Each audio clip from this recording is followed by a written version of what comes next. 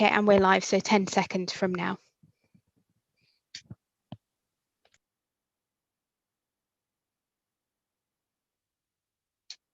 Good afternoon, everybody, and welcome to Mousehold Heath Conservators meeting this afternoon. Really nice to see you all, and I just have to explain that I can only see 4 people at a time. So our Jackie Rogers, who is our representative here, will be looking to see who wants to speak and make a list for me. Sorry, it's a bit awkward, but I'm sure we can get through. Can I suggest that members, if they want to chat, is to put it in the chat, and then when there's a break and time for people to speak, I'll liaise with the chair. If that's all right. Thank you. I think are we still waiting? We're still waiting for Simon Meek to. We are still waiting for the connect. Thank you, Chair. Councillor Sue Sands and Councillor Mike Sands. And I have apologies from Councillor Lubbock. Councillor Neil is replacing Councillor Osborne. Is there any difference to that? Anybody? No? Okay. Well, I can welcome people who haven't been here before. I think, can I introduce, I haven't got her name down, the new head of the department. Jackie, could you, sorry, I'll just. Chair, may I suggest that we follow the agenda and go through, and then we go to the environmental services. There's a slight change in the order to the agenda in the presentation environmental services has been brought up to after the minutes. So if we follow the agenda up until then. I'm just doing the welcoming bit first. Well, Hannah Lays. Hello, Hannah. Hannah Lays and Helen Lambert will be doing a presentation on environmental services. Thank you. So people know who it is. Right, there is a change to the running order. We're going to go in this order now. Number 1, will there be apologies? 2, public questions. 3, declarations of interest. 4, minutes. 5, the environmental services update. 6, the outturn for 2019 and 20. 7, the budget and precept. 8, and also budget monitoring. And budget monitoring. And the 8 is the annual work programme. 9, Mousehold Heath management update. And 10 is the Mousehold Heath annual report. I'll apologise in advance for my voice, which comes and goes, but it's better than usual. So if we can start by going through the formalities. Apologies, you have apologies. Judith Lubbock has given them to me. Is there any more? Oh, Councillor Neil is replacing Councillor Osborne. Yeah. Do you have any more, Jackie? Well, Chair, we just covered that earlier, and Council, we're still waiting for the Councillors Sands. I'm not sure whether they're attending or not, but they may join us later. Thank you. Right. Okay. Do we have any public questions? No public questions, Chair. Thank you. And any declarations of interest, please? Would you please show your hand? Can't see any. Yeah, I've not been advised of any public interests. Right. Okay. I'm so sorry. Declaration of interest. Sorry. We'll get through this, Jackie. Don't worry. With the minutes of the last meeting, which we was held on the 12th of January 2021, a long time ago. Are there anything that you need to, anybody need to change or comment on? Would you please show? Chair, again, I've not been made aware of any changes to those minutes of January 2020. Yeah. So are we agreed they're a fair and a correct issue? Do we have to vote on this, Jackie? You're muted, Sorry. Jackie. Chair, there's a lot of head nodding. Everybody's in agreement, I think. Okay, well, we'll accept those minutes. Thank you. And we'll move on to the environmental services update. So, Chair, this is with Hannah and Helen. Thank you. yes, welcome to you both. Brilliant. Thank you very much indeed. I think Jackie's very kindly offering to set up the presentation on screen. So we've just got a very short presentation today. So I think just to start with, just to do introductions. So my name's Hannah Lays. I'm the Managing Director for Norwich City Services Limited. So newly appointed in role, started on the 4th of January. So a great new year for this. And joining me today is Helen Lambert from Norwich City Council. So I guess to start off with, just a big thank you for inviting us here today. It's great to have the opportunity to actually come in on this meeting and just give you a little bit of an overview of where we are at the moment, how Norwich City Services Limited was originated, and just a little bit of an update progress on why we're here, what we're here to do going forward, and the progress of setting up the company, because it's still in progress at the moment. If you don't mind, because Jackie is doing the slide deck, we're happy to take questions, but if we could possibly do...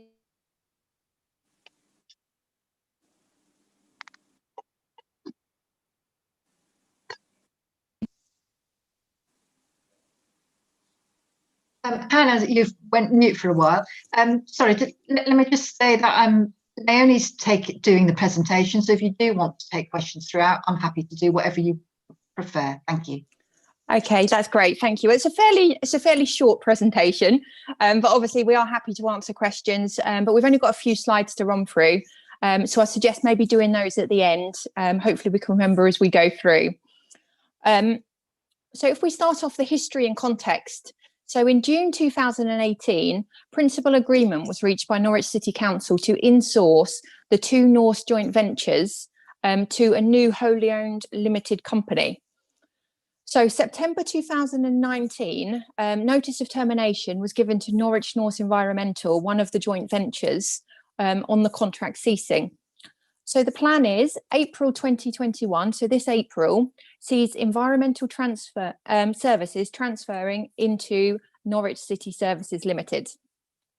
The second part of the joint venture, which is building and housing maintenance, is the one that will then follow on. So the plan is that those services will transfer April 2022. So the progress to date, so it's quite a challenge with regards to looking at the transfer. We've got over 200 employees. So the work that's been happening and kind of progress to date is refurbishment of a new depot.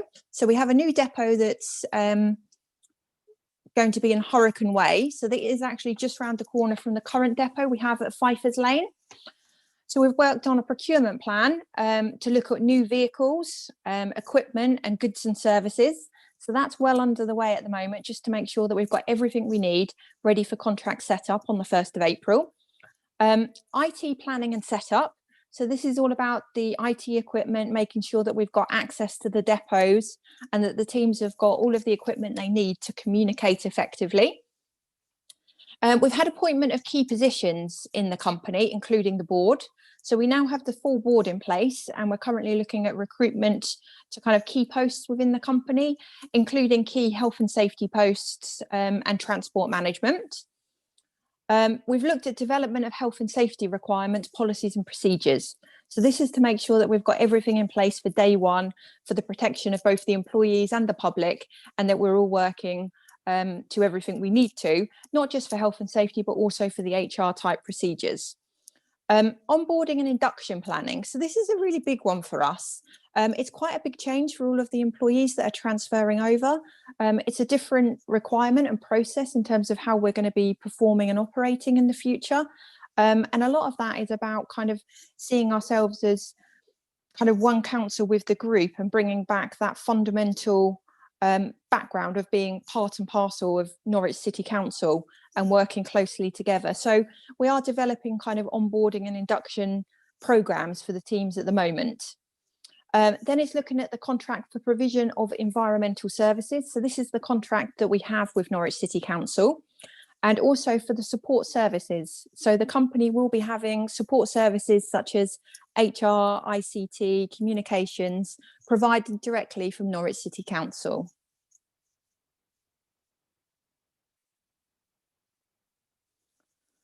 So challenges and aspirations.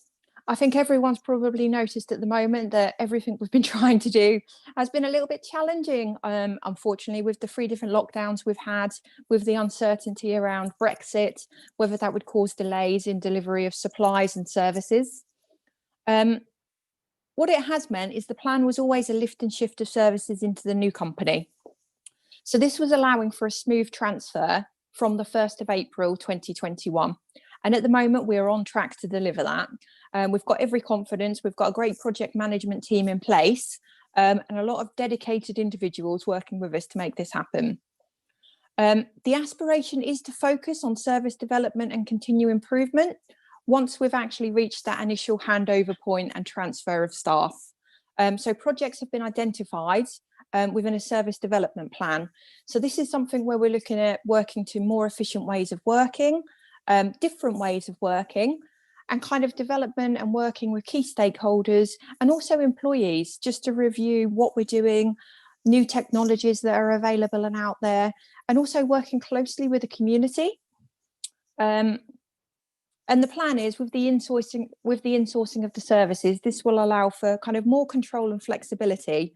And it's really about enhancing those relationships and getting closer to the ground in terms of stakeholder and customer feedback. So for yourselves, obviously there's a number of services that are going to be delivered by Norwich City Services Limited. So those include the football pitch maintenance and management, the grass cutting, litter picking, cleaning of the bandstand and arboricultural services. So the plan is to continue with the high levels of service and maintaining business as usual for day one. And I think also we've just put, it would encourage the opportunity to actually come back in a year's time to report on progress. Obviously, it's not the last you'll hear of us for a year, but to officially report back, it would be good if you're happy to have us to come back and just do another report in a year's time, just on where we are. So that's kind of the end of our very short presentation, just to give you an overview today. So I'll just open it up and ask any questions.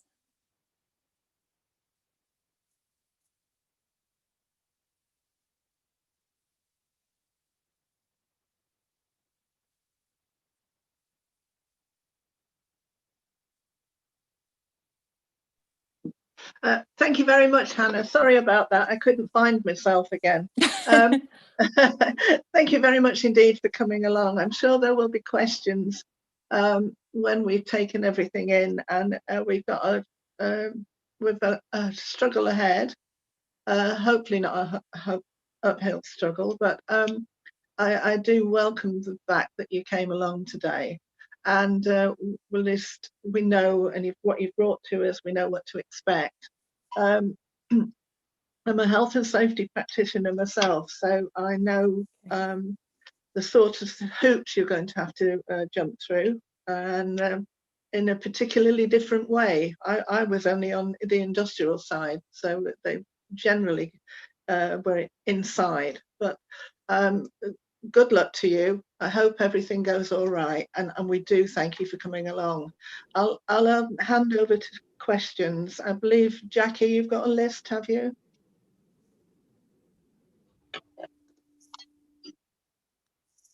Councillor Price would like to ask a question, Chair. Right, thank you. Councillor Price. Thank you, Chair. Thank you, Hannah, for coming in. That's excellent. Obviously, we met last night as well. So yes, indeed. So now I've got a Mousehold hat on today. Yeah. So yes, I mean, I reiterate what the chair has said, but also you know, I'm sure you're fully aware that the Mousehold Heath is effectively, you know, an autonomous body, and in some ways I assume that we are basically in some ways a customer, although we are kind of underwritten by the council effectively. And you're probably aware that we run to a very tight and small budget. So changes to those budgets could have a very detrimental impact in years moving forward. So equally, I am aware that you're going to be looking to streamline and make efficiencies in the service, which I think is important. And you also talk about, liaising and working with key stakeholders. So it's welcome that you've come along today to meet this stakeholder, this customer today. I think that's very important. So my sort of question to you really is, what sort of work have you I know that times are very tight and for yourselves, and you're going through a very difficult process, but what work you've done with our officers, for example, Simon Meek, and also the wardens below that, in terms of seeking out what is the requirements from ourselves, and also more so the dialogue process that you'll have with them before you make changes to that service. And equally, the company needs to generate money effectively in some ways to make itself self-sufficient. So I would be wary of seeing costs going up for the same service. So we don't want to see a loss of service, and we don't want to see a cost increase. So how can you alleviate those concerns? Yeah. Okay, so if I take that in terms of working closely with Simon, so I think that's part and parcel of the arrangements going forward. And to be honest, Ben, some of this is still under discussion at the moment. So the contracts are still in preparation at the moment, and we're currently looking at those kind of stakeholder liaison groups and what's actually going to be incorporated. So we're looking at liaison and setups with potentially quarterly meetings to make sure that we're getting the buy-in from everybody on what's happening. We're having a complete review of the service specifications. And Simon, I hope you don't mind if I kind of bring you in a little bit on this one, only because as part and parcel of the review of what we're providing from day one, it's really, really important that we've got it accurate and captured in terms of what's being delivered. So if Simon hasn't had that already, the requirements and specifications of the services provided will be reviewed prior to contract start to make sure that they do accurately capture the services that are being delivered. Yeah, do you want me to? Yeah, are you okay just to kind of clarify on that, Simon? Thank you. We've, I mean, as part of the parks service, we've had an involvement with the development of the specifications. Not radical changes in effect, just trying to make sure that, like Hannah said, that the details correct currently, with the view that I suppose with the existing contract, that if there's been a need during it, we could, there has been an opportunity to work with NNE to look at our revised things going forward. So I think the key priority for me, and as I've said before to committee, is the Heath is one part of a large volume of sites and contract. That the key is that and as Councillor Price has said, time is tight, is that we've got this sort of seamless transfer, and at least we're delivering the services from day one. And I think as a way of working together with the new company, I think that relationship will evolve going forward in terms of more working together to the same aims. So there will be opportunities to tweak things in the in the future.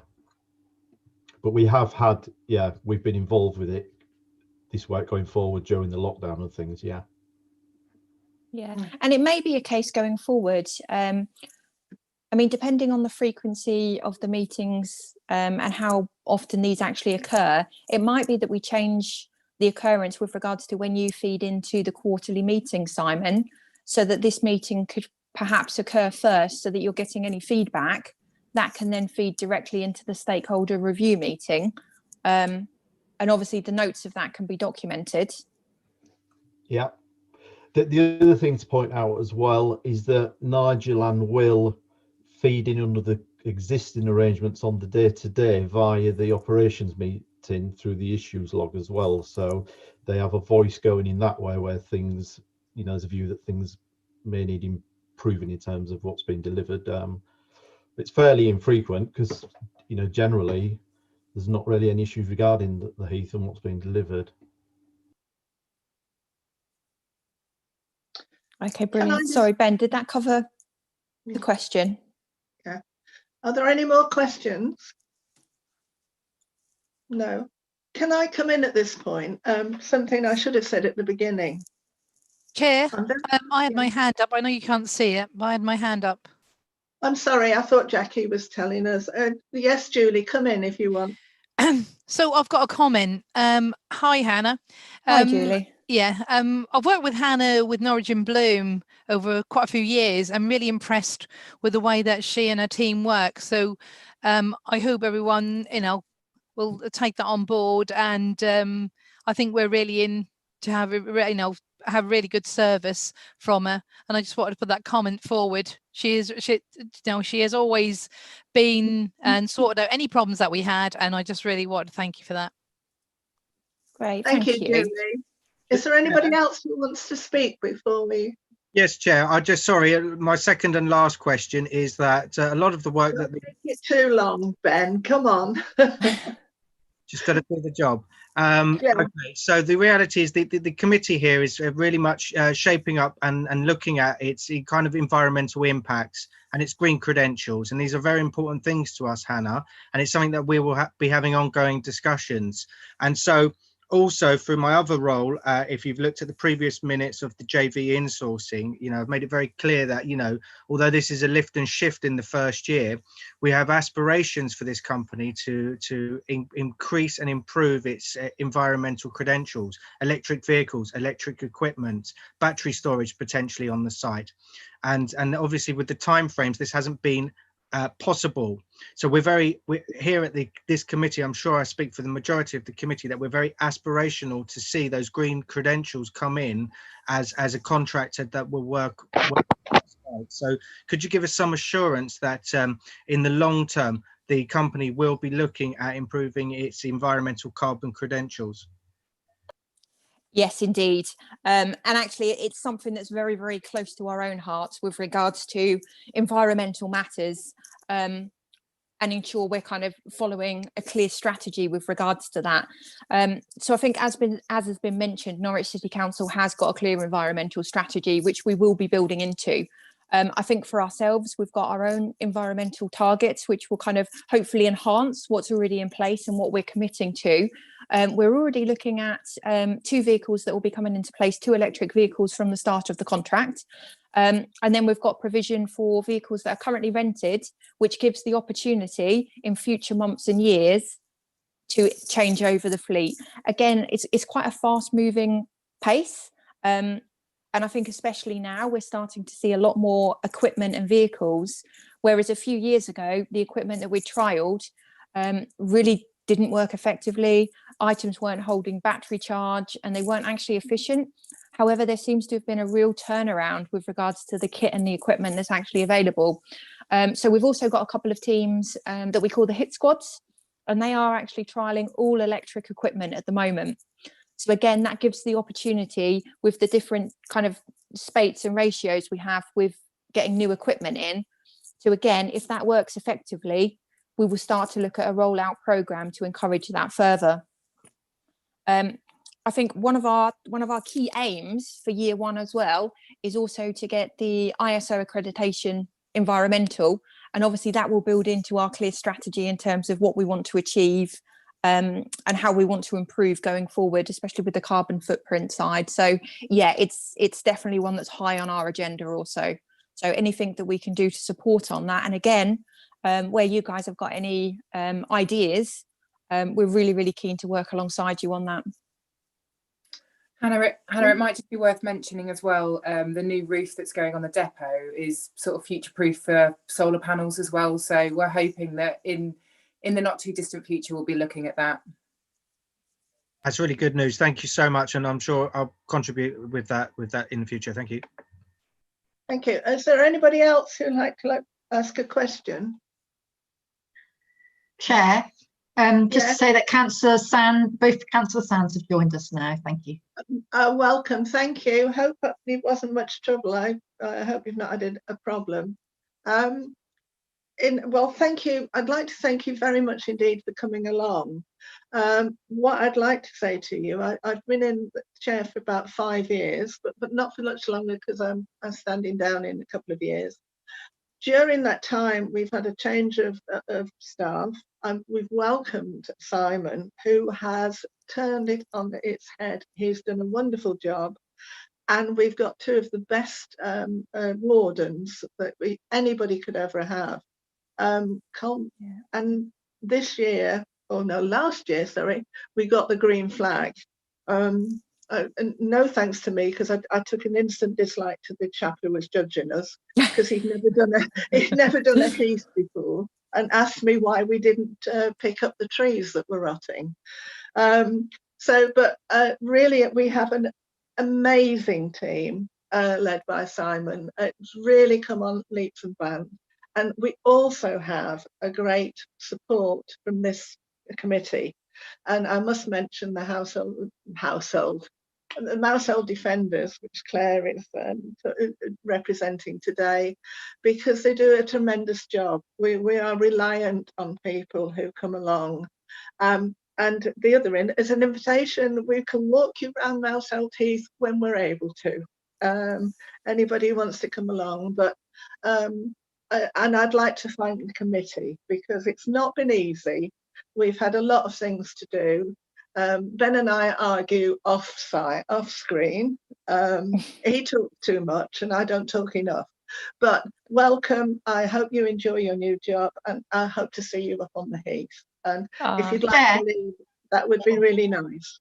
Yeah, one of the things Hannah offered to do was to come back next year. I'm sure that the Mousehold Heath Conservators would be pleased to welcome them back next year. Yes, absolutely. Yes, yeah. I mean, I think it's great that somebody is looking at all the hard work the officers have put in, and I have to because somebody, one of the officers refers to one of our wardens as the lovely Will. So if you've not met them, they're both lovely. You know, so and Will, of course, he goes abroad to give lectures on how to look after heaths and things like that.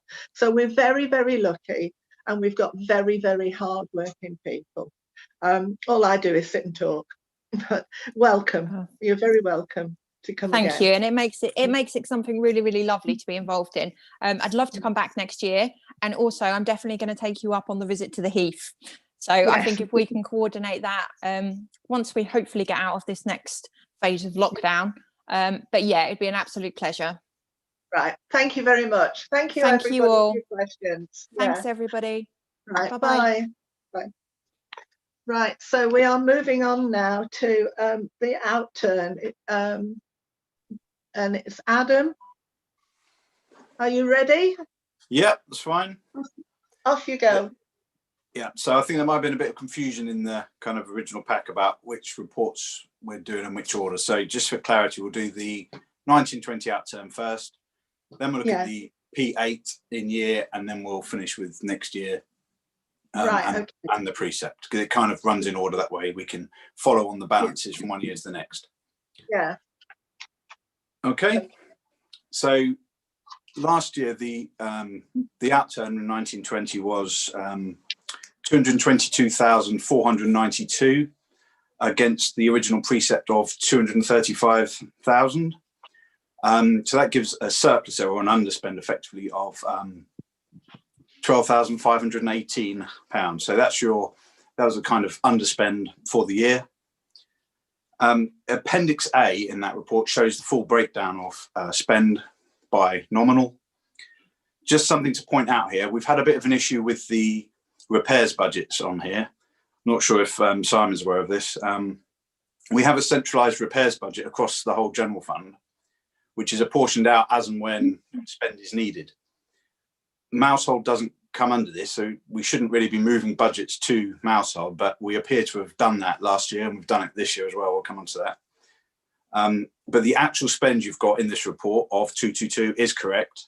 But if you look in the Appendix A, the variances in there will look like you've underspent more than you really have, because we've given you additional budget which shouldn't have been there. So the bottom line figure in the accounts, your reserves balance is correct, but if you look at that variance, then it won't quite tie up with what we've got here. But my assurance is that the bottom line figure is correct. Okay, so if we take that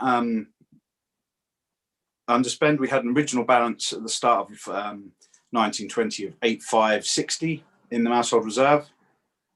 If we then add the underspend of 12,500, which we've just discussed, we then need to remove the 2,808, which is the pension, one of the 10th of the instalments.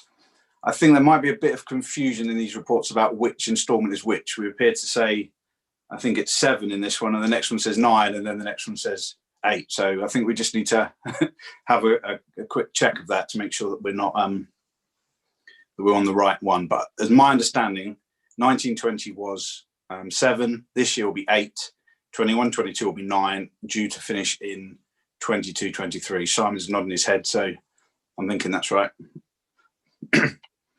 So once we've added those in, taken off the pension, that left a closing balance on the reserve of 18,270 at the end of 1920, which is shown in the statement of accounts. So that's the figure.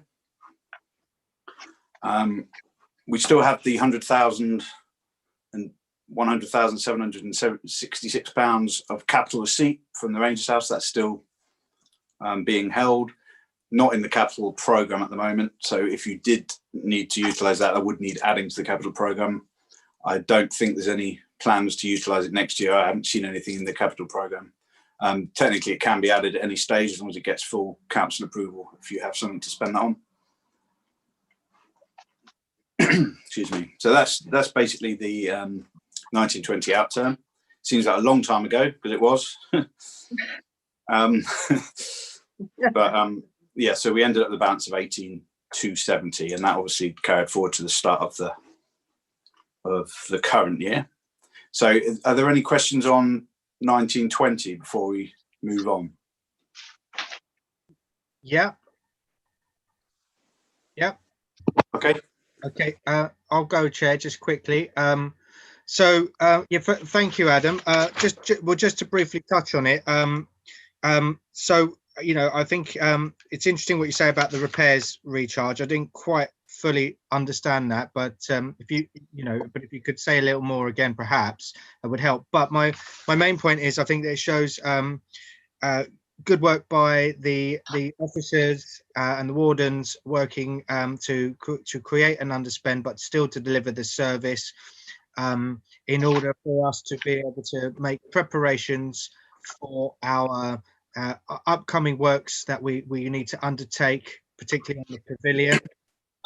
What I would also say is that the capital will be looked at and addressed through the 10-year work plan at the relevant point. I believe we'll be doing that next year, and when we look at the actual football ground, the provision, and so that's why that has still remained the same and is carrying over at this precise point. And obviously, final point in your summary, point 12, to maintain this position for the current financial years, Conservators will need to continue to monitor income and expenditure, ensure that the level of future precepts takes into account the need to maintain a prudent level of reserves and the impact of the remaining instalments of the pension deficit. This point I'm about to make will be a reoccurring point, Adam, but if everyone obviously noticed in the minutes under item 5, point 5, which is page 7 of your overall agendas, a year ago, there was a request that the finance business partner, with assistance from the Parks and Open Spaces manager, consider the recharge risk to Mousehold Heath Conservators budget and how to curtail said risk and provide a response at the next Mousehold Heath committee meeting. So in terms of the theme of the events we've got coming up, we've got an underspend. We've got the issues of potential recharges. We've got to set precepts, but at the moment we're still not really identifying the overall risks to ourselves to know, so that we can set a prudent reserve. So I was just wondering if you could kind of elaborate on whether or not that some of that work's taken place, because it's very different. We're basically setting precepts in the dark here. We don't know what our prudent reserves should be, Adam. So I don't know if you could comment on that for me. Yeah, myself and Simon did do some work on this. Seems like about 10 years ago now. I don't have the details to hand, unfortunately. I'm not sure whether we actually finalised anything, but I did speak with the Section 151 at the time. I think was Hannah, and we did kind of broadly agree that 5% reserves is a reasonable risk. It's quite a good reserve for quite a small overall budget you have here. It's quite difficult to quantify the risks, really. I mean, obviously, when we're setting your budget here, we are looking at a lot of the stuff here is kind of essential. It's not as if we have budgets that we're just kind of frittering away. I think a lot of work has been done to bring the budgets to as realistic a level as possible. So in terms of managing risk, I think don't think you have a great deal of scope in terms of kind of reducing your spend. Once the pension deficit is completed in a couple of years, I think then obviously you've got nearly £3,000 a year additional, really. So you could, in theory, build up your reserves by 3,000 a year from then on. That kind of would be my suggestion at this stage. If you continue to work within the budget you have, then once that's paid off, then you'll be in a position to start building a reserve every year. Yep. Well, thank you for that, Adam. And so kind of my response to that would be that first and foremost, everyone here understands how difficult a year it's been for everybody, councillors, officers, and the council to function. And this was a year ago. We were kind of like really identifying to you that we need to quantify the risks to the committee. And although we're all under one umbrella of the council, effectively we're paying for the service here, and this was effectively the kind of request, was to help us really quantify those risks so we could actually set that level. And I think it's fair enough that you've had a conversation with Hannah, who's done excellent work on behalf of the council, and to arrive at a kind of a 5% figure. It doesn't say to me that there's actually been any sort of quantifiable work taken place to really identify what those risks are to the committee. So I think that was kind of what we were really asking us to get at. I take your point that we can build our reserves. I think the committee wants to make sure that we don't want to just be relying on Big Brother and be underwritten if we make mistakes. We want to retain our autonomy and make sure that we function prudently within the organisation itself. So I think that I would be interested for views from the committee, but I think that really, over the course of this financial period, this next year, this next budget setting process, once we've got past February, etc., I think we really need to see that work taking place so that we can actually arrive at a true figure of what the risk would be, working with Simon, etc., and the wardens, so that we can actually set a prudent level of reserve. Councillor Chair Simon Meek would like to speak, please. Thank you, Simon. Can you hear me? Yeah. Yeah, it's just Adam and I did sit down, because I can recall it entering data into a spreadsheet, but where we got to that in terms of setting the level, I can't recall, like Adam. And I'm aware of Councillor Price's view, and as a committee, you want to be showing due diligence and you want to be doing your job correctly, and that as the Conservators, you are the body that are responsible for the Heath and the expenditure on it. So I understand that. What I would suggest as a way forward, and Adam and I would have to do this, but I know as we're coming in, time-wise, to be doing this before year end and any time soon, I think would be difficult. I mean, Adam would know better from his side, but I think it would be best if we are doing this annual risk, that we do it for the meeting before January's, which would be is it September, October? September. It would be useful if we're going to do it that we have it at a meeting, the one in advance of setting the precept, so that members are able to, consider that going forward. But I don't know. I need Adam's view because obviously he's our business partner to guide us. Yeah, that sounds reasonable. We'd have to speak to service accountant Vicky because Mousehold Heath isn't actually under my remit, so it's actually Vicky's. I mean, Vicky writes reports and Vicky manages these budgets along with Simon. So I'm literally coming on to these meetings because she can't make Friday afternoon. So we'd have to speak to her and see whether or not what kind of capacity she's got. But I imagine that September would be something that's workable. Yeah, it would be useful for us to have a pre-meeting before this one to get our heads around what's happening. So I'm quite acceptable to that. I don't know if you want the whole committee or you just want the chair and the vice chair.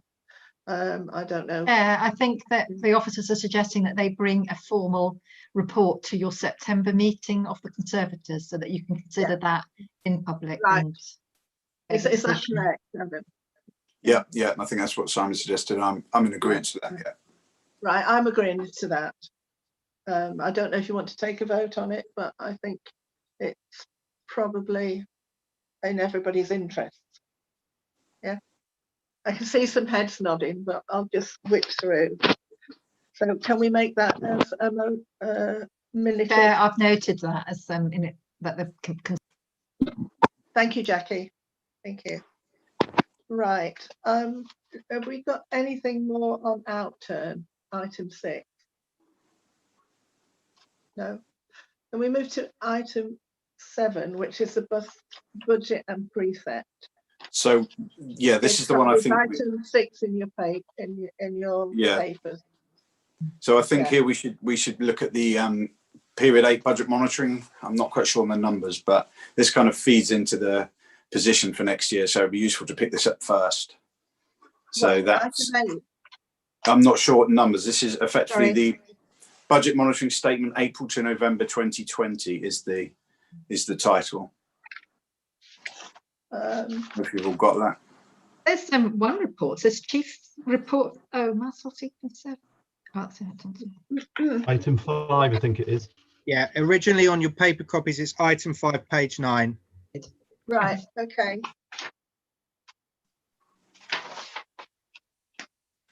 Right. Okay. Yes, fine. Okay, so this is the current financial year, 2021.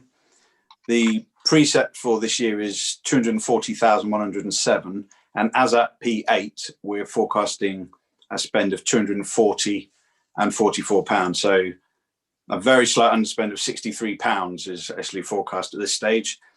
The same issue as mentioned in the previous report, which I'll just clarify again, as Councillor Price mentioned there, not that simple to understand. These repairs budgets, most departments within the council don't have a repairs budget.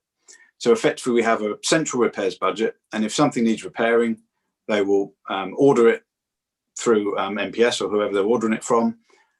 The works will be done, and then a matching budget will be moved to their code. So they spend £2,000, we'll give them £2,000 to match that budget. Some departments have their own budgets, like City Hall, for example, has got its own repairs budget. So anything it orders through the same method, but they don't get a new budget because they've already got one.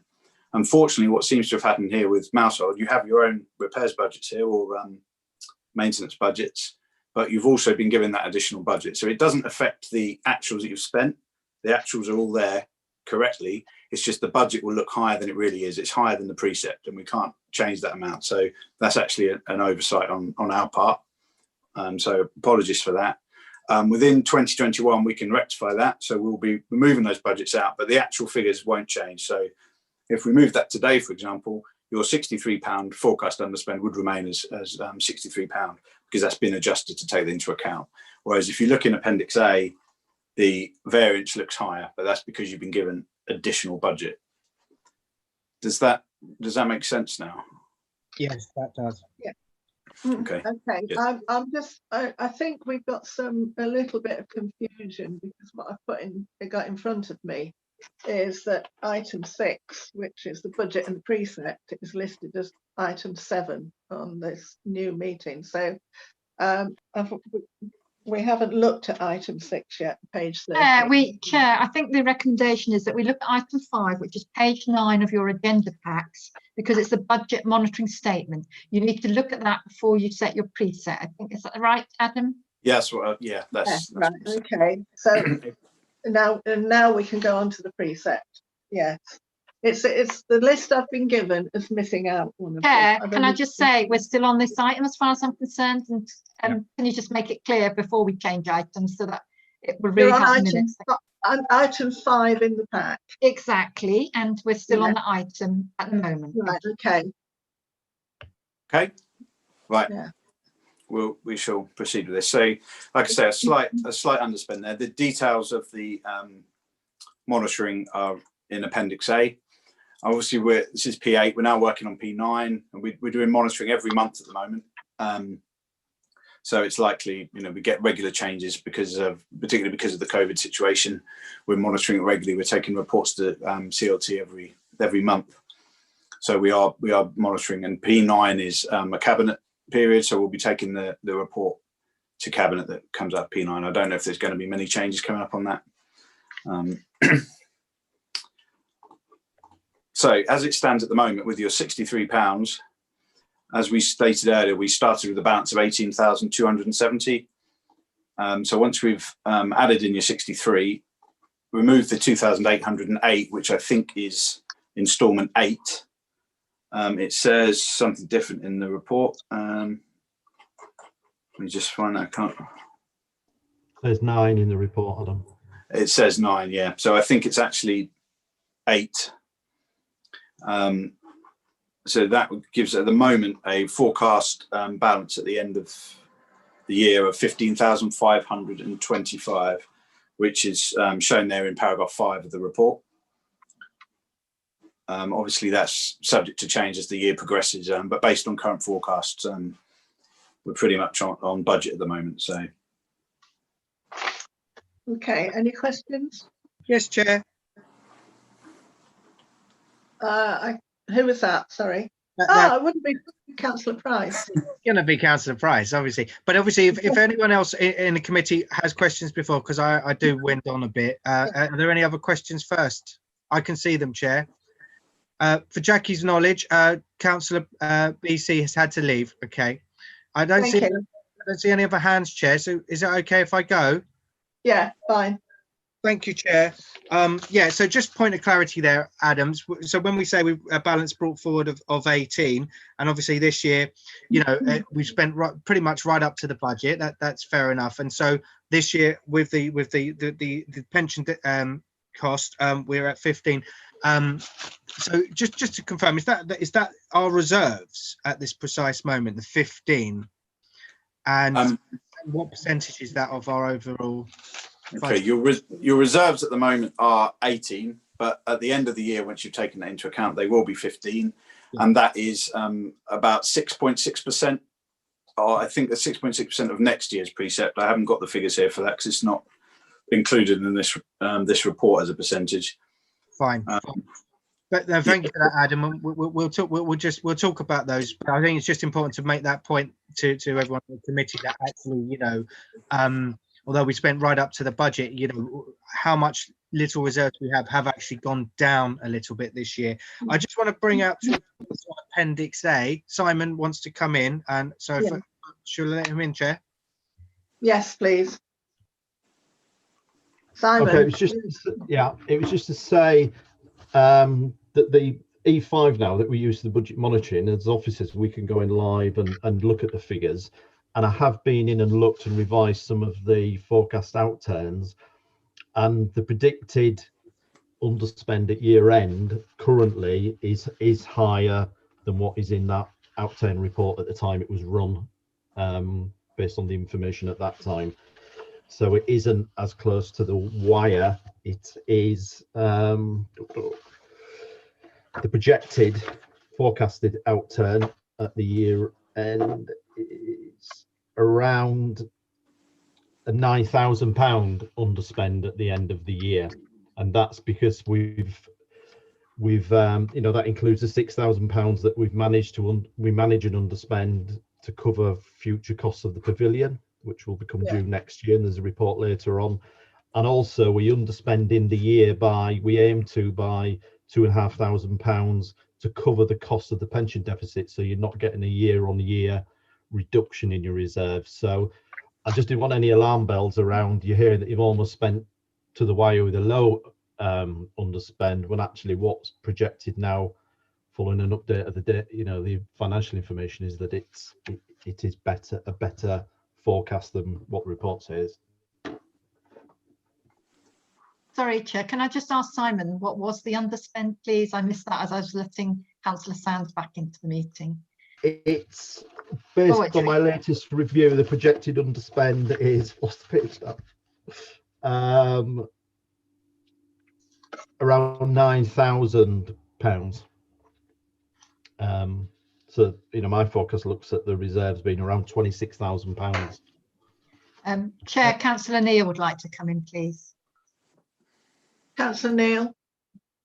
I think Paul was just doing the calculation there. I think Adam's indicating, but I just want to comment on what Simon has said there. Thanks for those real-time figures, and that does relieve my concerns, and it does show that we're working prudently to offset the costs that we have with the work with the pavilion, and also for our pension deficit. So I really appreciate that confirmation. Adam, did you have anything to add? No, I was just going to confirm then that Simon's figures are correct there. I've just checked on CP collaborative planning at the moment, and that's once we take off the repairs issues, then we do end up with the larger position. So that's fine. Okay, so Chair, just to say, I wanted to ask Simon about two of the points on Appendix A, if he could just show clarity in that variance for me, and that would have been 0.22. The 15,000. So it would be 0.2239, which is the recharge from the GMO main contract. That's shown a variance of 2,200, and also the tree works just below that at 2,240 with a variance of 1,624. I just wanted to get a bit of a better understanding on that variance, please, Simon. Yeah, it's a result of when the highways agency contract went back to the county council, because staff weren't wholly or solely employed on the contract, they remained in the business, and in effect there's an additional cost spread against all partners to the contract, is where I believe that's come from. So it's the same on the parks budget, much bigger increase. It's pro rata in terms of your contract value to the grounds and tree works. Could I ask about 2103? The general repairs and maintenance is 15,000 last year, and it's doubled up from. We're underspend by 6,000. It just seems a bit odd. Oh, sorry, I've got them. The budget was 15,000. We're forecasting 9,000, so we've got 6,000 floating about somewhere. You're on mute, Simon. It's no, we don't have things floating. It's the £6,000 that we've underspent by to hold in the reserve to contribute towards the pavilion repairs going forwards. So the projected forecast at year end is 9,000. There's nothing showing at the minute, but there will be things in the pipeline coming through MPS and recharges for Whites. Nigel and Will, all these operational ones, they've got their sheet and they're pretty hot on it, which is why we managed to get within budget at the end of the year what we aim for. So that is managed. Right, okay, thank you. It just looked a bit odd, and I wondered if anybody else had spotted it. Thank you. Any more questions? Right, can we move on to the next item, which is the budget and preset item 6 in your package? And Chair, we will need to make a formal resolution on this item. Thank you. Oh, what Okay. to a formal resolution to accept the statement, the budget monitoring statement. Hello? Sorry, Chair. No, on this item on budget and precept, this is one where you will need to make a formal resolution. Thank Oh, you. right, okay.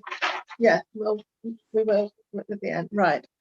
This would be item 6 on your original agendas, page 13, everyone. That's what I said. So who's going to lead on this? Chief, yeah. Is it you again? I can, yeah. Adam? Yeah, that's not Yeah. a problem. Okay, so the first thing to note on this is the table in paragraph 3 as we start the report. You'll notice there, if you're eagle-eyed, that there's an incorrect figure in there. The impact of forecast outturn 2021 shows 1598. That should actually be 63. So it isn't just you guys that are getting confused about this repairs thing. I think finance have also fallen down that trap, and we've actually taken the variance from the bottom of the previous table. So we'll get that sorted for next month. We'll get that sorted immediately so this doesn't happen again. So the actual forecast balance at 31st of March there is not 17,000. It's the 15,500 that we discussed a moment ago. So yeah. The P8 monitoring report shows the correct figure of 15,525. It doesn't impact materially on what we're covering in the precept paper. It's just that table there is not correct, which means also that the percentage in paragraph 4 is also incorrect. It's not 7.2. That is the I think I've got 6.6% written here. So that's the balance going into the 21-22 against the proposed precept for 21-22 will give us 6.6%, not 7.2. Right. Slightly lower because obviously the reserves are slightly lower than we put in the original thing there. Okay. So we start with the base budget as we are at the moment, which is the current year's precept of 241,642. And this is paragraph 10, sorry, if you want to follow it. Paragraph 10. Once we've built in salaries and pension increases amounting to just over 4,000, we then have, I think it says contractual increases in your report that should be decreases of 11,000. And then a slight increase in the overhead recharges, which is your central departmental support, leaves you with a proposed precept there of 235,471. So that is the proposed precept for next year. Instalment 9 of the pension plan will need to be paid. I think we've agreed it's instalment 9. So assuming at this stage that there is no underspend next year, I mean, obviously, as we spoke about earlier, we're trying to manage an underspend there. If there is no underspend and we work to budget, which is what we'd always assume at this stage, once we've taken off those pensions, that will give you a closing reserve balance of 12,717, which is, I think it's about 5% of your overall spend there. So that's about as low as you really want to be going on that. And Appendix 1 shows the full breakdown of how we've arrived at that budget. I'm assuming that Vicky and Simon have worked through these to arrive at these figures. The only thing to note on here is the budget figures that should be either in brackets or with a negative sign to show their income budgets are not showing as such on here. So that may lead to some confusion. For example, near the bottom, other rents 1146 in Appendix A shows 15,000. That should be minus 15,000. And on for the rest of the income codes.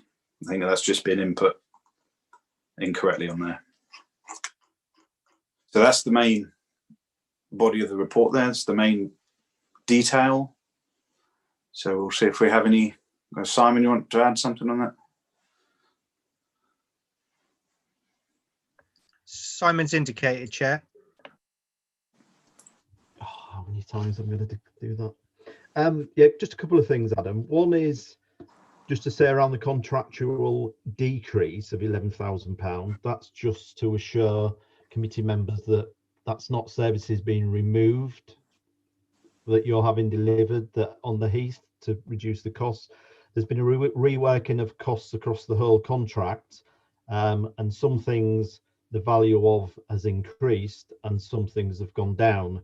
And fortunately, you've got a net gain in terms of a reduction there, but you're still getting the same services that were delivered. And then my second one is just around the pension deficit payment. I think, Adam, I'd just like to go back and check that what has been paid, because each time I read it and look at the figures, I get a little bit confused. So I think rather than that be viewed as we've agreed it at this meeting, I'd just like to have just with Vicky look at it. Yeah, sure. I've got that down as a note to to check that. It won't be difficult. We can go back and just check what was previously agreed. The chair's indicating she wants to come in. You're muted, Chair.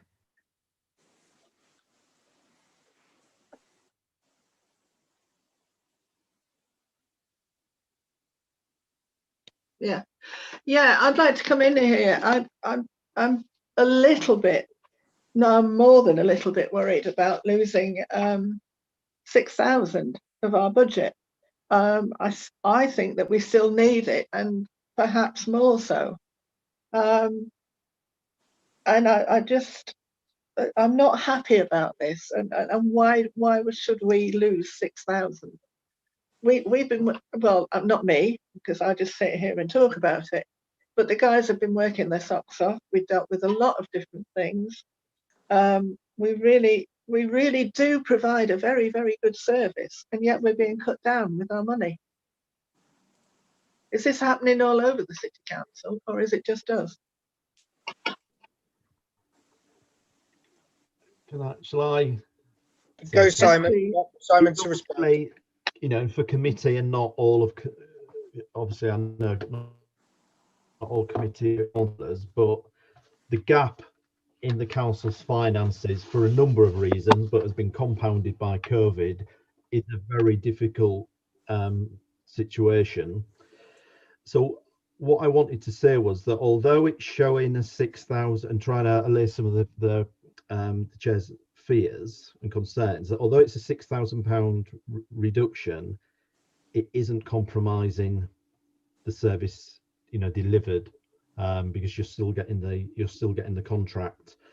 And although it so my view on it is that we're all going through a lot of pain. You are able to set your own precept, but it's just around an awareness of requesting more from the council at a time when there are some quite severe decisions having to be made, to get the council through this financial difficulty. So it was just for all members to be aware that there is a situation, and that in some ways that reduction isn't compromising your service, and we've produced a plan that is still delivering against objectives next year based on that budget. So I just wanted all members to be aware of that. Chair, Councillor Neil has indicated. Councillor Neil, yes. Yeah, I just echoing what Marion has just said. I'm new to this, but I would be very worried with comments like it's going down to 5% reserve, which is the lowest you want to be. And as you're aiming to build reserves so that you can fund the future pavilion repairs, and that's for things that I mean, you're not got any buffer in there for things that are unknown. And I know the council is in difficulties, but that's a political issue outside this. This Mousehold Heath Conservators. Mousehold Heath will be there long after the political wrangles of who pays what to who. So I think this committee should defend and ask for a higher precept. Could I come in and pick up Councillor Neil's point? For Jackie's information, Councillor Button has had to leave now. Thank you. Yes, please do, Ben. So I think it's very reasonable what the chair and Councillor Neil have kind of put towards you, Adam. And I think that also, again, it comes back to defining the actual exposure of risk to the committee in order for us to set a prudent precept and also set ourselves a figure that is a true reflection of the risk exposure. So I think what Simon has identified in his answer to both to the chair and to Councillor Neil is the fact that the delivery of service is going to remain unimpacted by the reduction. I think that's an important thing to say. But as Councillor Neil has said, you know, we need to be setting a reserve which reflects the risk exposure to the committee. So really, what we need to know is we need to know what the framework is that officers are kind of setting, that they're using to help us set what our reserve needs to be, and that's what we really need to identify now across the next financial year, so that we can then have a figure. That might be a figure that might take us a few years through underspend and precept setting, but we're kind of setting precepts in the dark here. That's the reality. I acknowledge that it's important that we reflect the economic situation that the council finds itself in all local authorities and looking to find savings. But at the same time, simultaneously, we need to really have an identifiable figure of what our reserve needs to be. So Adam, could you kind of alleviate those concerns that have been raised about the precept, about the loss of precept funding, and tie that in with how we're going to go forward and calculate our true risk and set our reserve? Thank you. Yep. So obviously we mentioned the risk earlier. That's a piece of work that needs to be completed. So I don't think I can comment any further on that right now. In terms of the savings in here, I would have to defer to Simon on these, because I have not been involved in setting these budgets at all. I don't have any further information, I'm afraid, on how these figures were arrived at. So unfortunately, I can't add anything at this stage. Right. We seem to be in a little bit of an impasse here. Do we have to accept or decline these today, or can we come back when can we request that the figures are looked at again and come back? It will need another meeting, I think. Ben, you wanted to say something? Well, yeah, no, thank you, Chair. I think it's important that we set the precept today, and I would really seek views from the rest of the committee in setting this, because this is a collective decision that we make. I would personally highly appreciate if there were any comments from the Cabinet Member for Resources, who we are kindly welcome to have at the committee, Councillor Paul Kendrick, and whether or not he has views on us on the precept and how we need to work in line with the other council areas trying to save money, whether or not he feels that the level that we're setting is prudent, or whether or not he feels that we should be, you know, having a slightly higher precept so we can start to move away from this, move up from this 5%. I mean, at the end of the day, these are small figures in the £300 million plus budgets of the overall council, but you know, we are a part of that overall costs that the council has to consider. Councillor Kendrick, what's your views, please, sir? Hang on a minute, Paul. Yeah, can I bring you in on this one? I really am quite worried about this, because I know we've got a huge budget, but this amount of money, almost £6,000, is a lot to us. I wonder if you could comment. Yeah, I mean, at the end of the day, I can only be guided by what the officers have said. We've got recommendations here for a precept. I would be much concerned if we were to try and suddenly pick a figure out. Because I mean, I've heard sort of talk about a risk levels. Well, what are they? I mean, we've just been told that they have to be calculated. I'm not sure.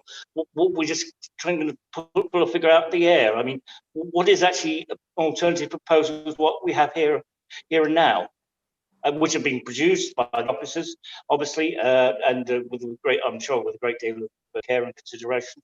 And I would be loath to go against that. Thank you, Paul. Can I ask the rest of the committee if they've got any anything they want to say about this? Chair Simon is indicating to speak before Simon, we go to members, and then I suggest you go around members. Thank you. Yeah, I will. Simon, please. Yeah, just to go back to the point I made earlier regarding, because I understand Councillor Neil's concern around the level of reserves that's been shown in the previous reports, but to say that a review of the latest information following that, when that report was run, and the impact on savings in terms of not providing hospitality to volunteers. There are a number of areas, because volunteers aren't running, there are a number of costs as a result of COVID that have reduced this year. And it just goes back to my point that the reserves held based on the forecast outturn at the end of this financial year to try and help you in terms of setting, you know, this precept now is forecasted at £26,000, which I don't know what that is as a percentage of, because I'm not good with figures, but so it is higher than the one that is originally in that report because it's been updated subsequently. Thank you. Well, does anybody else want to speak on this? John indicated, Chair, and I would mind speaking after if no other members. Yeah, John Trevelyan, please. You're muted at the moment, John. John, did you want to speak? You're muted. Yeah. Right, I sorry, I thought I was going to be unmuted by the host.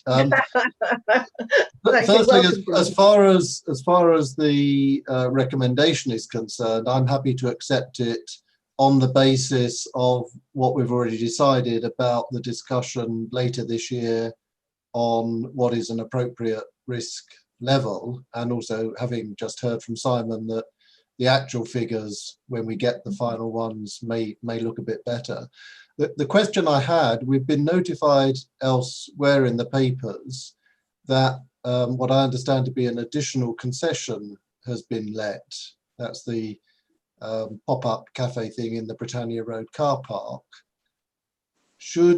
Is that income from that allowed for in the budget, or is that actually extra money that we're going to get that hasn't been provided for?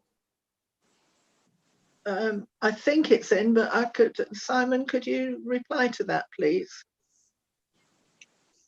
No, I don't think in the December one it will be showing. I think that's the ice cream van. Right. Oh, yeah, the concession only started on the 21st of December, didn't it? So there may be some extra money that we should be getting over and above what's in this paper. Yes. Yeah. So there is some more to come in. Yeah. Okay. Any more questions about this? Because we do have to vote on this. Councillor Sands is indicating, Chair. Councillor Sands? Yeah, just one quick question. A sum of 26,000 was mentioned just a few minutes ago. I'm not sure what that was. Was that the total reserves? And also, we had, was it a proposed budget of 235,000? I'm assuming that's the total budget. So was that 26,000 the total reserves? I missed where that figure came from. Yeah, yes, that was looking at the live budgeting sheet and making the forecast amends. It was 26,000 that was a forecast reserve at the end of this year. Okay, on a quick calculation then, if the total budget is 235,000, that 26,000 works out to be approximately 10.1% of the total budget. In other words, reserves amount to 10.1%, which seems to be higher than the 5% we were talking about a few minutes ago. Yeah. Yeah, can I just jump in and say, I think you identified it correct, Councillor Sands. And again, we're still kind of arbitrarily kind of saying, well, what is that prudent level? So that work that needs to take place is really, really important. It's good to see that the reserves are higher, but when we go on to another item shortly, we'll be looking at the spending on the pavilion in the next year, and there is an impact there, and we'll be looking. So there will be an impact on that 26, and we'll get to that a little bit later. I just want to pick up on the points that the Cabinet Member for Resources highlighted as well. You know, I think it's right and true that we do accept the precept that is set today, because the service provision is going to be adequately met. The work around the risks and setting ourselves a reserve so that we have the right amount is the work that needs to take place. And we're not really in a position to, as Councillor Kendrick said, to really sort of pluck numbers out of the air. So what I would sort of implore as well is that you know, Councillor Kendrick potentially, and I know he's a very busy councillor, works on behalf of the committee, you know, alongside, you know, other members of the resources team, to make sure that we do get that risk analysis done across this year, so that we can be setting true and honest figures and working to a position of safety. So Councillor Kendrick, I would recommend that we take this, because we have no choice. So I don't think we have a reasonable choice this late in the day to change the figures. The provision is met. But Councillor Kendrick, would you work with partners to make sure that we can get that risk analysis done, and so we're not in this position setting the precept next time, please, Councillor? Well, I've been a member of this. Can you hear me? I've been a member of this Mousehold Heath Conservators for many years, and it's a considerable passion of mine. So I'll obviously be very happy to work with all our officers and indeed the finance team to do what we can. Okay, then, we have got a vote on this. So Councillor Mike Stans is indicating, Chair. Sorry. Yes, Mike, can you come in? I was just going to say, I think 10% of the budget as reserves, I think, is quite a healthy figure. I don't know of many other budgets anywhere which would have a reserve as high as 10%. Certainly nowhere I know in county, for example. So I'd like to propose that we accept the precept as it is. We have a undertaking by Councillor Kendrick that he will look at the risk register with officers, and I propose we go to the vote.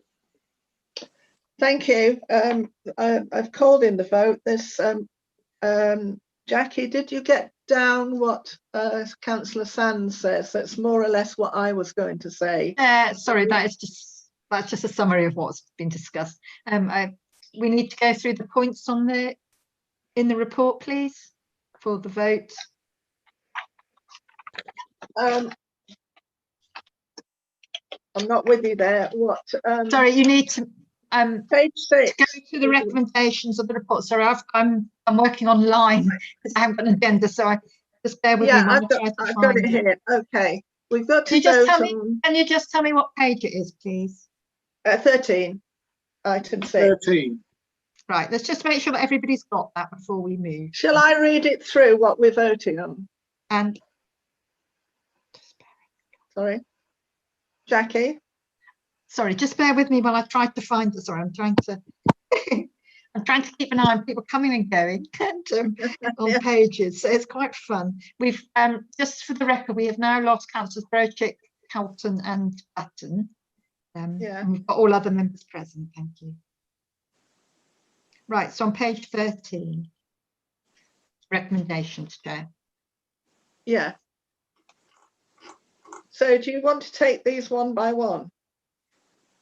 If you read them, Marion, and if everyone's happy that we have considered all the points, we'll take a vote. I think it's the final. and Adam can correct me if I'm wrong, but I think you've already reviewed the forecast balances. You've considered Yeah. the risk management arrangements, and if members are happy, I'll put that you are going to review those over the next year, and that Yes. you've got the support of Councillor Kendrick, but that will be in the bulk of the minutes. Yeah. Yes. Review the budget proposal set out in paragraph 10 and approve or amend the budgets. And we've not had any amendments for any of the budgets. So I'm No. assuming that members, you can move those, and then to place a precept, which is set in paragraph 11. Is that correct, Adam? Yes. So That's it's, correct. Yes. so it's just 3 and 4 that you really need to vote on, and I will have ensure that you're covered about the risk management in that resolution as well. Right. So can we have a vote, please, for item 3, review the budget proposal set out in paragraph 10. Could you show of hands if you agree with that, please? Chair, that looks like it's unanimous. Thank you. And item 4, to place a precept on Norwich City Council for the relevant amount for the financial year. Could we have a show of hands if we agree to that, please? And Chair, that is unanimous. Again, Thank you. Thank you, everybody. I know it's been difficult and it's a long time. We're now going on to annual work programme. Item. Yeah, the work programme. Yeah, which is item 9, page 21.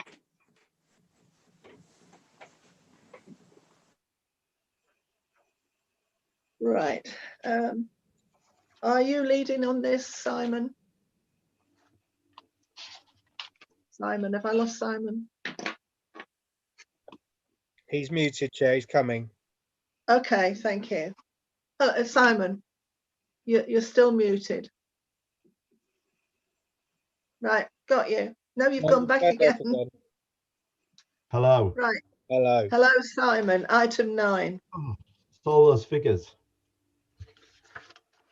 Okay, item 9, annual work programme. Yeah. So this basically sets out the annual work programme for the next year from April to be approved by the Conservators. Within it, I've revised it following last year. I think the Conservators, may have been John, was around. It was too wide, there's a lot of detail in it. So it has been reduced this time to try and still reflect the various pieces of work, because just to acknowledge how busy the wardens are and what's going on the Heath, but then within that, items that are within the budget that we control regarding projects and operational delivery, we have itemized those with the cost of those works to deliver. Just as a precursor to that, and Jackie, it may be as a result of COVID, I've had to revise the 10-year plan, because obviously there's been challenges this year. So I've initially started looking at the 10-year programme, which is based on delivering the projects, to deliver the objectives on the Heath. And these are the larger one-off projects rather than the day-to-day. So rather than being lost with it and you trying to figure it out from within the annual work programme, what's missing, I've given you the overall 10-year programme that you formally approved previously to look at this, where things have slipped, to get that agreed really first as the basis on which then we're delivering this year's annual work programme. So if you go to page 25 in your pack, you will see, and I've tried to colour. Have you got it in colour? Is it in colour for members? Yeah. Okay, that's good. We're not talking about dark greys and light greys. So if we go through the review of how we plan bench and seat provision, that's been completed and that's in place. Now the use of vehicles on site was included in one of the approved project specifications, and the seat and bench sponsorship scheme is also in place, and that was through the route that Councillor Bradford's bench was provided. Due this year was the tree safety management policy review. Now that is part of us revising how we do inspections for all the council tree stock, taking into account some fairly recent, well, one more recent than the others than another one, but was to do with findings from, one went through the industry to do with injuries to a bus driver, and then there was a coroner's report that was fairly damning that we reviewed as an ARB team to then improve. We have a good inspection policy, I would say, but it was learning from someone else that obviously, you know, fallen foul, and we've just tweaked it where we can do. So that is in progress at the minute, and it's to do with reprioritizing zones, safety zones, and the frequency of inspections, because there's some types that we may have been low in, and there are other types that we maybe did too often. So we're currently in progress with that, and it'll be completed in the next year. What you will see on the Heath is when the ARB officers go out from the council team, they'll be doing it in line with the new inspection regime, which will be more robust than the one that we currently have. But it's just improving something that is very good already. There's opportunity to make it even better. So that project we're originally going to finish this year. Just the volume of work on the ARB officers, and again, you know, COVID as a role is playing a lot of things. That's going to slip to completion in 21-22, which is reflected as the red square we're not completing, and the large italics that we've moved it. The warden office accommodation, that's something that isn't, in terms of manage the work that slipped over into this year, it isn't a large priority at this moment in time, and is dependent on some other work being done around the use of the centre of the Heath. So that has slipped to 22-23, and this year, so which means that this year what we've to complete is the tree safety management review. We've got the review of the public toilet provision to do this year, and we've got a review of the sports provision, formal, informal, this year, and that links in, you know, to some extent with the toilet. And then also we've got the Natural England HLS agreement, you know, coming out of Europe. We don't really know what the schemes are going to be, and over the next 2 years we'll have to work on that with whatever new scheme is coming forward. And the tree popper, I just put that on, it was a one-off, but that's sort of, you know, for Will to get the results, that's a longer, you know, will be over the next into 21-22 before we can really probably gather some data on that. So it was just really getting approval that well, I suppose it hasn't happened in 2021, but 21-22 will be the formal sports provision review and the slippage of the office accommodation to 22-23. So on that basis, we've then looked at the plan for the year. Was there a question then? Sorry, my audio's gone really quiet. No? I'll carry on. Mute, Chair.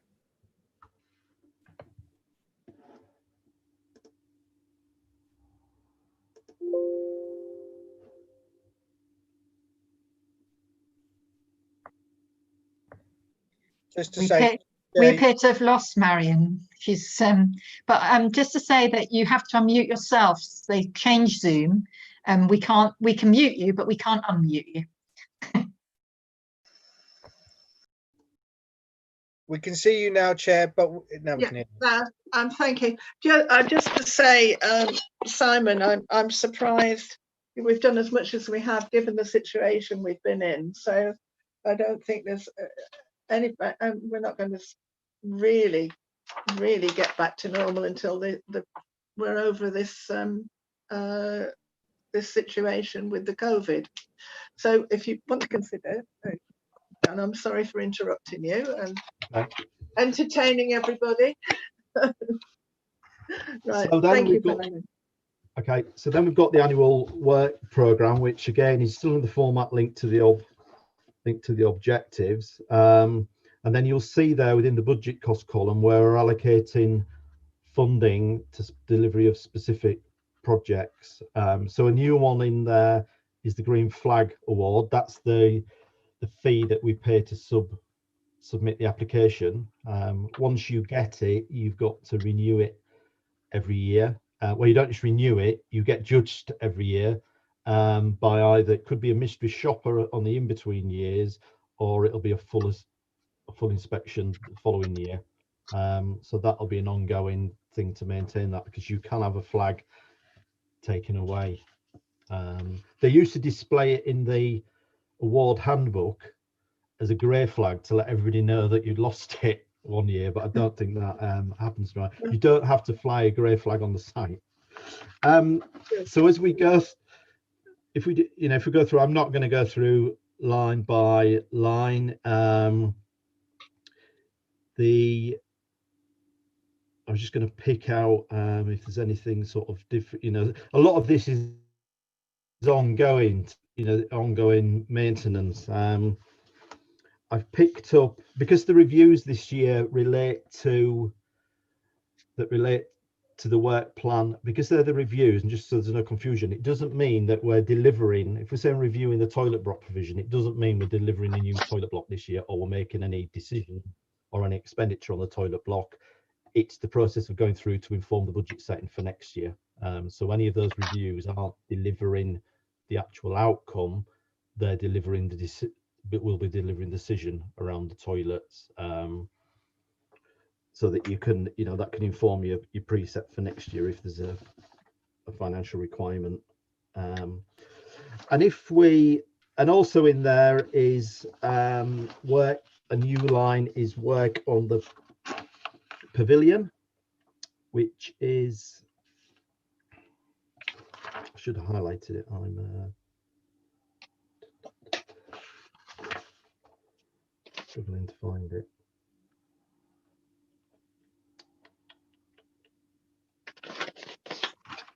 It is, well,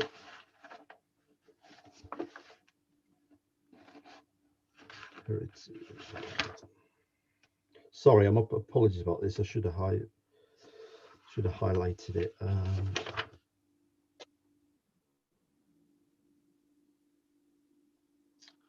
No.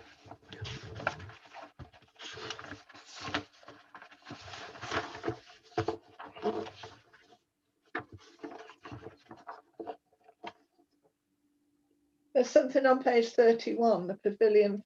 It's 17,000. It's £17,000. It's to do with the roof works. And the reason I was trying to pick it out in the table is because when you look down to the very bottom of the table, I just wanted to talk you through the figures there. That the total budgeted costs of the works in your annual work programme is £42,193.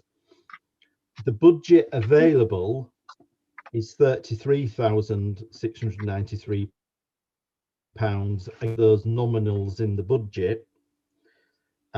We've then got to account for the £2,500 which we try and underspend to contribute to the reserve to cover the pension deficit, which means that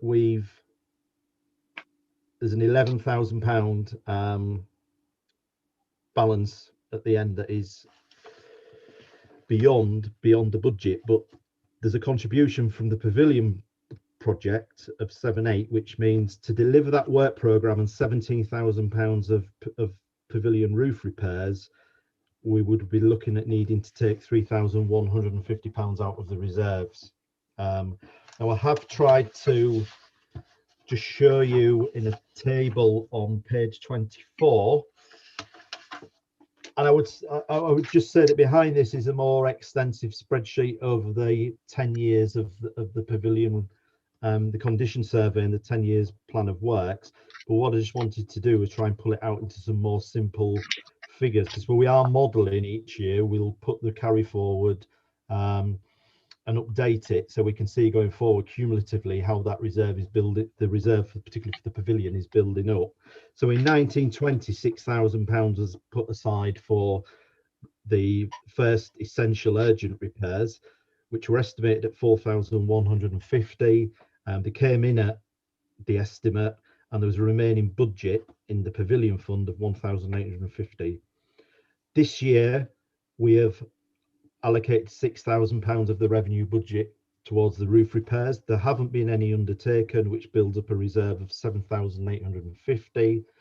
And then in 21-22, the work programme we're looking at, we've allocated £6,000 to the repairs as we do year on year. That's how we've sort of planned it to build up this. There's more expensive costs in later years to build up this cumulative sum, rather than being a one-off hit on one particular year. And that will mean that after the estimated costs of the works, they may come in lower, they may come in higher, but based on the estimate, there's a shortfall of £3,150 to deliver the work programme this year, which is where we're asking for approval to cover that from reserves as a revenue expense. Yeah. Any questions? And as I said before, we've talked about finance quite a while, but the reserve situation is, projecting we'll have £26,000 in there at year end. Any questions or comments? Chair, Councillor Neil indicated, but he indicated after me, so I'm going to jump in really quickly, and I'm just going to say. When you take too long, we'll have Councillor Neil first, just in case he's. Oh, I'm no better than him. No, this is thanks for this, Simon. I know it's too late to sort of make any other plans, but I'm just assuming, but I'd just like confirmation that this year has seen dramatic changes in, I'm guessing, in how the heath has been used by the public. And I don't think when COVID is licked, it will necessarily go back to what it was, because people will have discovered a new gem. So the usage, I'm sure, will go up. And so what provision do we make looking forward to providing for that extra volume? Or even maybe not provide it, but consider it. I'm thinking about, the number of bicycle racks you've got there, the amount of space where cars can park, and the condition of it. If it's going to be used a lot more, I would call it there's challenges and opportunities. Yeah, shall I Chair? Yeah, Simon, if you would. I understand we're doing really well with visitors, so we're in a trial run period. Simon. Well, that's what I said. Yeah. Yeah, thanks, Councillor Neil. I was going to touch on it in my updates that I'll do from the wardens substantially prepare those, but I'll cover it now, that there are observations and there's no science on a site that's free access from multiple points across the boundary. It's difficult, and the wardens probably have the best handle in terms of use, because there's one of them on there every day of the week, and what they fed back to me when the lockdown was released after the first one in the summer, leading up to that lockdown being lifted, they reckon, just from observational things, so it's purely subjective, but they thought there's around a 70% increase in the use of the heath. And then also what they found post lockdown, and it's quite nice because they know faces, and they're as much as Claire will as well, regular people, and they can spot an incomer, a newbie, and what they noticed was that faces that arrived new as a result of COVID have continued to visit the heath even when it was relaxed and there were other options. Yeah. So it really has, as all public space has, really saved the need for residents and the nation in terms of physical and mental well-being. The other thing with the heath, because of its broad number of access points and things, I think what you thought, it's not like it's being packed. So if you were to go to Eton during COVID, it was, there's a limited amount. It's a big site, but a limited amount of space. The thing with the heath is it's almost different areas, some of it as well. So it tends to dissipate across the site. And what we haven't had from the wardens is any major issues to deal with in terms of erosion or damage or pressure on the site due to this thing, this increased amount. I think any decisions going forward, Forest. I think in terms of other decisions going forward, and you know, the things, the considerations and things that you suggested, that will inform some of the work I think that the Conservators have planned in the plan about how we do provide for formal, informal recreation, looking at the interpretation and a strategy of hubs. So I think as well, also, I suppose if I just say from my perspective in terms of managing the other parks in the city, it has given me a different understanding of how people use space that I may have learnt about previously. And I think that's all good, you know, to inform that it's happened, that we haven't made decisions about things on the Heath going forward pre-COVID, because I think it could make a fundamental shift in how we look at what is important to people now. So I think it's a point well made. Yep. Can I just come in here and say, when I spoke to the chief executive,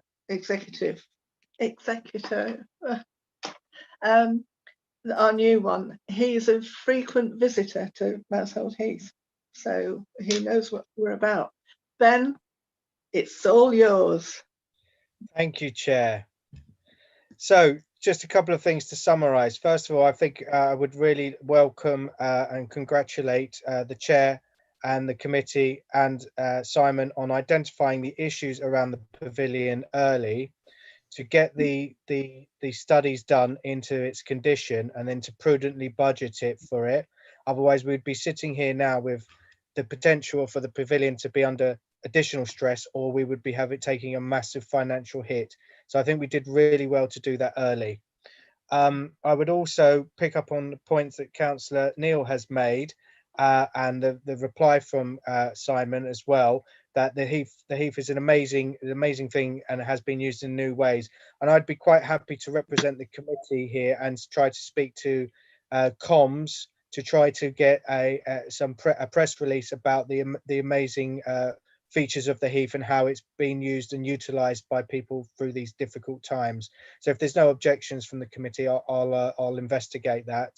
I do think that there's an opportunity to speak to County, Simon, and to encourage the Beryl Bike scheme to be working alongside the Heath, so that we can actually encourage more people up onto the Heath through the informal bike use of that. So I'd be interested if members of the committee thought that could be a positive. And I would also say that obviously looking at the works plan, I think it's prudent the changes that have been made to the 10-year plan. It does mean that we do have significant things with the recreational sports usage and the toilets to look at this year. And so I would suggest that although we are still under COVID, that some work would take place with subcommittees to help progress that. So Beryl Bikes, subcommittees, prudent finance, and speaking us up to comms are my points. Thank you. Thank you, Ben. Does anybody else want to speak on this? No. I think, Jackie, we vote on this one. I've forgotten. Am I? This is item 9, isn't it? Annual work programme. Yeah. So you've just been asked to approve the annual work programme, and obviously the expenditure from the reserves on the pavilion works, which is 3,150. Yeah. Required so in this current financial, well, in the next financial year, 21 to 22. Yeah. So it's just a vote on this one, or just consent for approval. Thank you. Yeah. Well, is there anybody against this? In that case, we accept this as read. Okay. So the next thing is the annual report, management update. Have we done that one? No, we haven't. Right. Sorry, I've been sent a running order online, but it doesn't match what we've been doing. Sorry, the next item would be the management update. Yeah, item 10. Yeah. I think we've done an awful lot of this. I did try to restrict you to the items, but there we go. Yes, item 10, Mousehold Heath management update, 1st of April to 15th of January. Thank you. Yeah. I'm just trying to think. Is Simon doing this one? Yeah, Simon, are you around? Yep, I'm Hang on. happy to. Yeah, thanks, Simon. Yeah. Let me get Yep. you. Yeah. Okay. Okay, go. You've covered quite a... Can you hear me or not? Yes, we can hear you. You can hear me. Yeah. Okay, thanks, Councillor Price. Okay, I'm conscious of time, and we've been sat here for quite some time. So, but it is the nice bit of going through some of the achievements of the year. So we're starting with the update. It's normally a quarterly update, but this one runs from the 1st of April. So we would be in lockdown through to the 15th of January. I won't go through it line by line. It would be, I would recommend that as members you look through some of the deeds just to capture all that the wardens have delivered on your behalf over the last three months. Once again, the report links to the objectives in the management plan. There's a little bit of COVID at the start. We couldn't do a review on 9 months of this year without mentioning COVID. And I would say, don't underestimate when we first went into it and the two wardens in terms of them having to cope with, a lot of change in terms of how they worked and a lot of change in terms of, you'll all be aware of, possibly not Claire or John in terms of the city working, but it was a challenging time, and I think we sometimes can forget what April was like with, they were suddenly, Will and Nigel moved away with, no IT. I think Will had an old iPad and Nigel had nothing, so we had to resolve those things. So it's been challenging, but I'm pleased to say that when you look through the report, see what they've got on as two people and delivered is, really, really, really good and pleasing to see. I've covered that. I had highlighted it, but this is around the increased use that I spoke to in response to Councillor Neil, and you can't overemphasise the importance of outdoor public space, whether it's the Conservators or any other public space. I think we need to fly the flag for that in terms of it's really spotlighted the importance of it to the health and well-being of everyone in the country. And I think in the industry, there's always been a recognition, and people always, when you talk about the benefits of space, say, well, it's got, mental health benefit, mental well-being benefits, and physical ones. I think people said that, but I think what happened with COVID has really lifted the awareness of that, because a lot of people have felt the benefit, and I think that makes many more people have benefited from it. So that's really positive. Volunteering obviously has been difficult. We have managed to run in between lockdown restrictions, and depending what the restrictions were, we've run volunteers where we could. And I know John, from a Ket's Heights point of view, he should have had, I hope, from, as I said, the whole service. We took volunteers under the whole service wing to try and let them know the situation moving forward.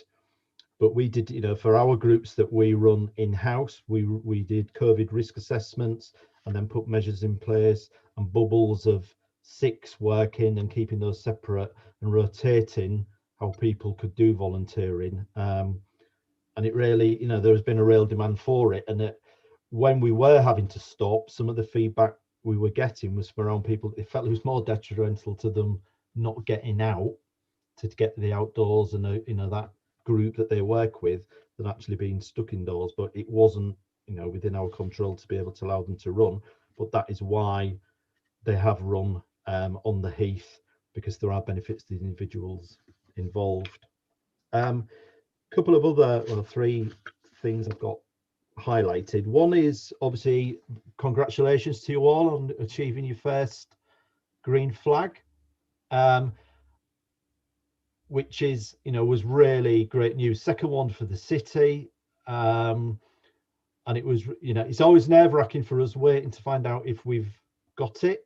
So when it came, through, I think it's just a reflection in the way that you, the wardens, and with the community. So when I say, you know, the defenders and other, you know, when you look at who's involved with the delivery of what Mousehold Heath is, that reflects a key thing around the green flag criteria, which is about community. So yeah, it's a massive achievement, and you've all had a role to play, you know, in that, and nudging the Heath in the right direction to achieve it. So it was really pleasing.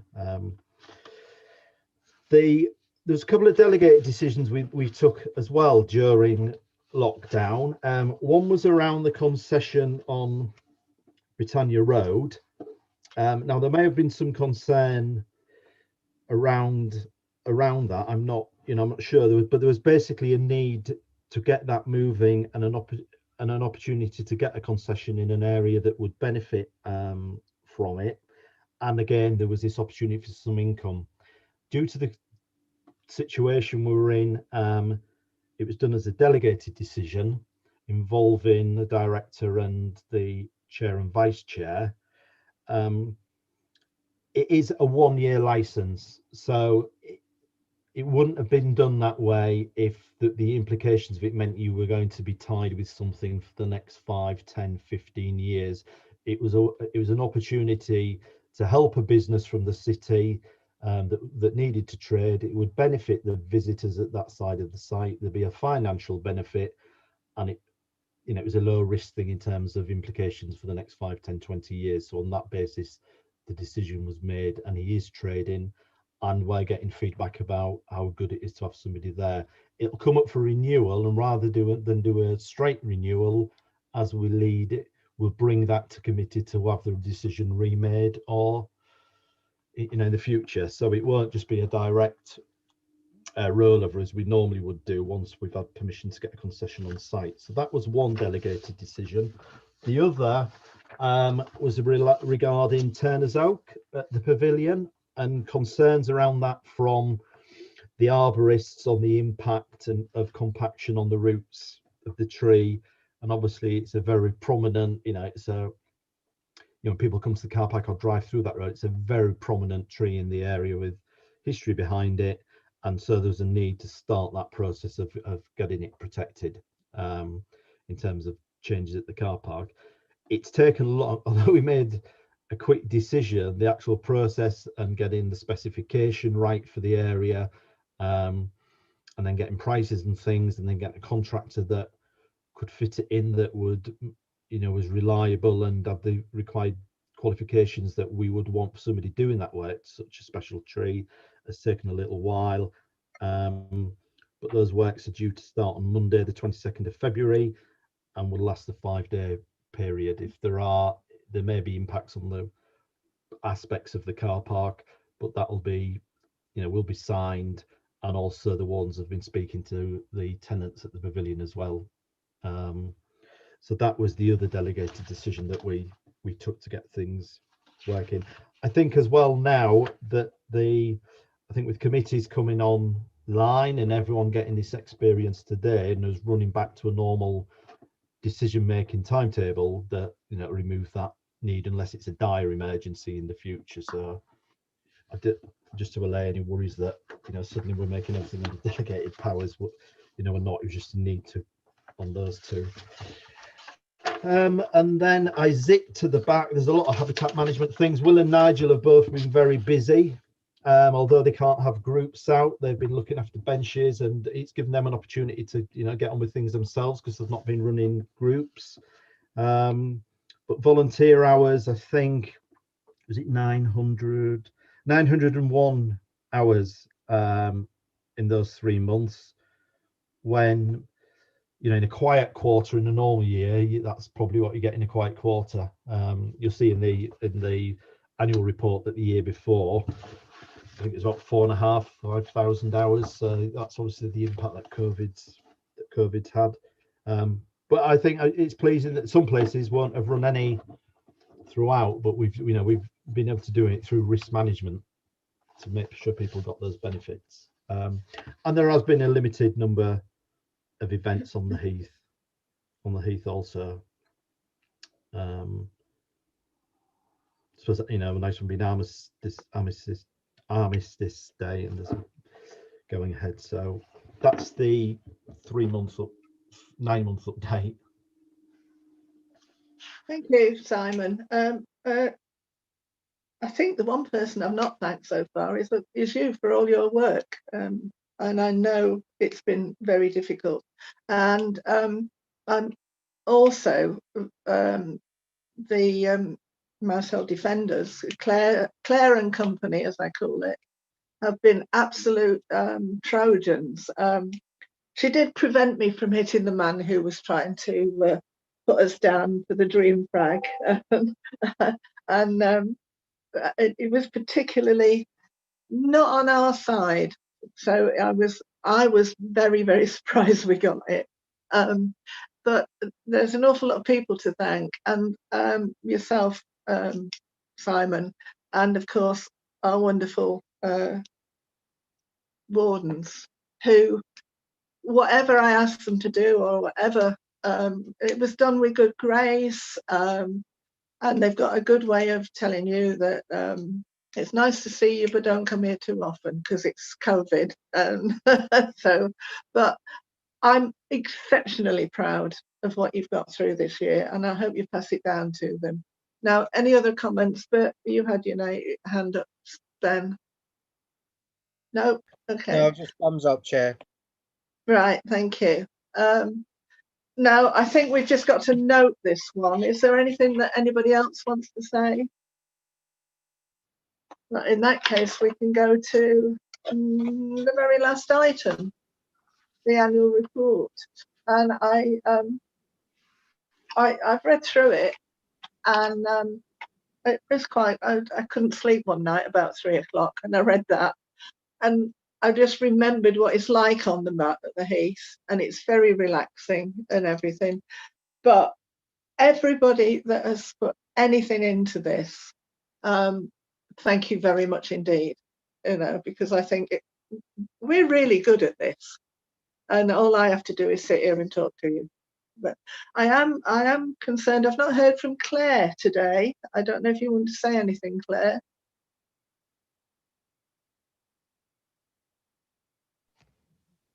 Hello? Hello, I am here. Yes. Yeah. No, everything's been fine so far. This is my first Zoom meeting, so I'm keeping a low profile. Oh, right. Okay.